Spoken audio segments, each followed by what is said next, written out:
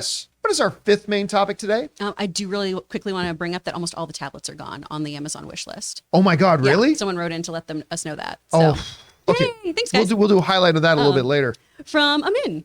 Violent Night was everything I was hoping it would be. I thought it was really funny and fun, and David Harbour was great in it. No Oscars here, but a good time. I also just saw that it did much better at the box office than I thought it would, making more than Disney's Strange World did on its opening weekend. Wow. Also saw that Black Panther 2 already passed 700 million. What do you think of these two developments? All right. Thanks a lot for sending that in, Amin. All right. So a couple of really interesting things here to start. First, Violent Night is a movie I've been dying to see.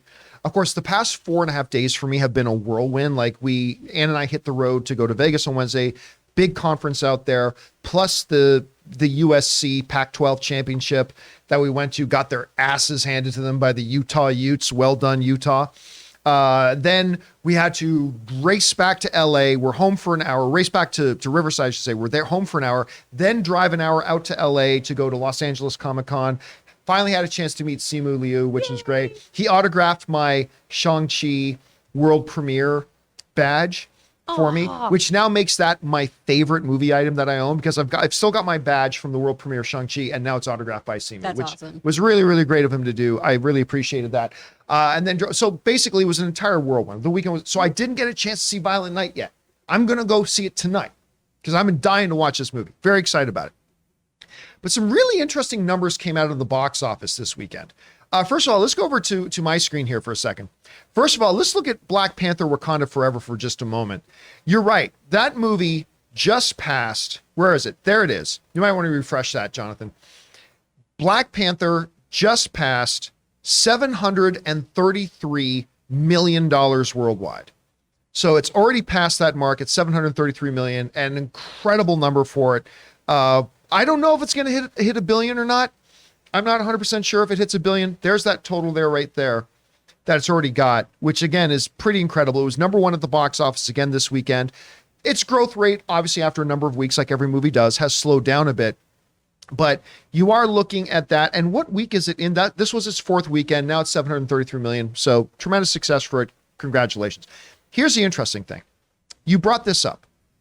Strange World. And again, I don't know why that screen's not updating, Jonathan. At any rate, Strange World. If you had told me 6 months ago that you were going to get a Disney animated film releasing around the same time as a spoofy, violent Santa Claus kind of spoof movie called Violent Night, and if you were to try to tell me that Strange World, the Disney animated thing, would make less on its opening weekend than that Violent Night thing would, well, here are the numbers.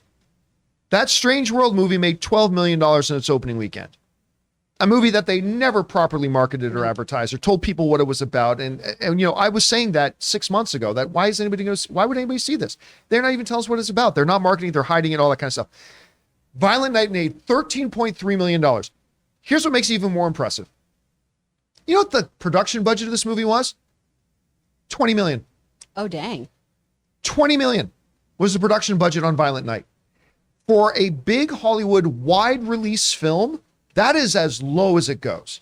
I mean, yeah, you get the odd one like Invisible Man that Blumhouse figured out a way to make it for like $8 million, which was one of the biggest successes ever. But they made Violent Night for $20 million. And they got more than 50% of its entire production budget just on the first weekend.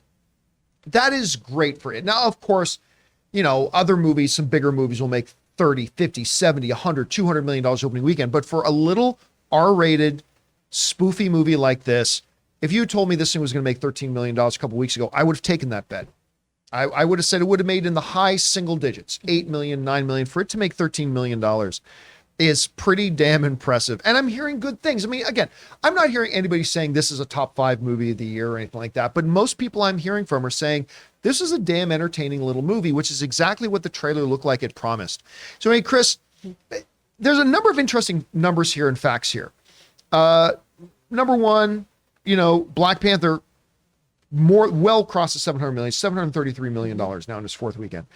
That Violent Night had a better opening weekend than a Disney animated film did. that Violent Night was able to make 13.3 million, come in number 2 at the box office, only behind Black Panther on a $20 million budget. Out of all these numbers floating around, what are the ones that stand out to you the most? The Violent Night one. I mean, yay for Black Panther, Wakanda Forever, because I am so excited to see that this has got legs, that people are continuing to go see this movie. That's great.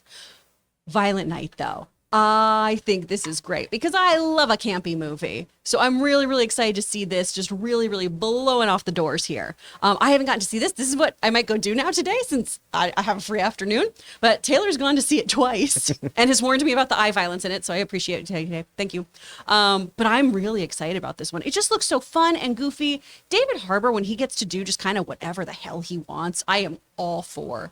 I love him so much. And to have him and Leguizamo doing this just kind of die-hard, hyper-violent, the Santa Claus, I'm so happy to see it doing well.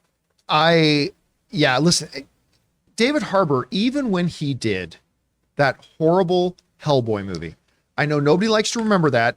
Nobody wants to remember it. He did what he could, though. He did what he could. Yeah. I mean, you're right. He was a good Hellboy. Like, the character itself, the way he played the character, I thought was really quite good. It was very much in the spirit of, why am I freezing on Clay's name? Ron Perlman. I said Clay. It was done in the spirit of Ron Perlman, but made it his own, and he actually did a perfectly fine job with it. It's just that the movie itself was really awful, unfortunately. Yep. But Taylor, you saw the movie twice already? Yeah. I'm not surprised, number one. But what did you think of Violent Night? So I saw it for the first time a few weeks ago at an early screening at City Walk, and I loved it. I thought it was so funny. The kills were really creative and Christmassy. But then I went again this past week to see it at the AMC Burbank 16. And my crowd was like, you could tell because the Cocaine Bear trailer and the Megan trailer played before it. Everyone was cheering, everyone was clapping, everyone recited the Nicole Kidman ad. Of course they did. So you could tell going into this movie, everyone was going to have a good time. And honestly, it was like one of the most fun experiences in a theater this year just because of how like involved everyone was. And it's one of the rare movies that I think I enjoyed the second time better. It was just so much fun. I highly, highly recommend it. It's also not a coincidence that the AMC Burbank 16 is one of the AMCs that has a big full-service bar. Oh, yeah. In it, which probably added a little bit to the enthusiasm and energy in that room. Anyway, guys, question is for you. What do you think about these box office numbers? Which ones are standing out to you the most? The Black Panther crossing $730 million.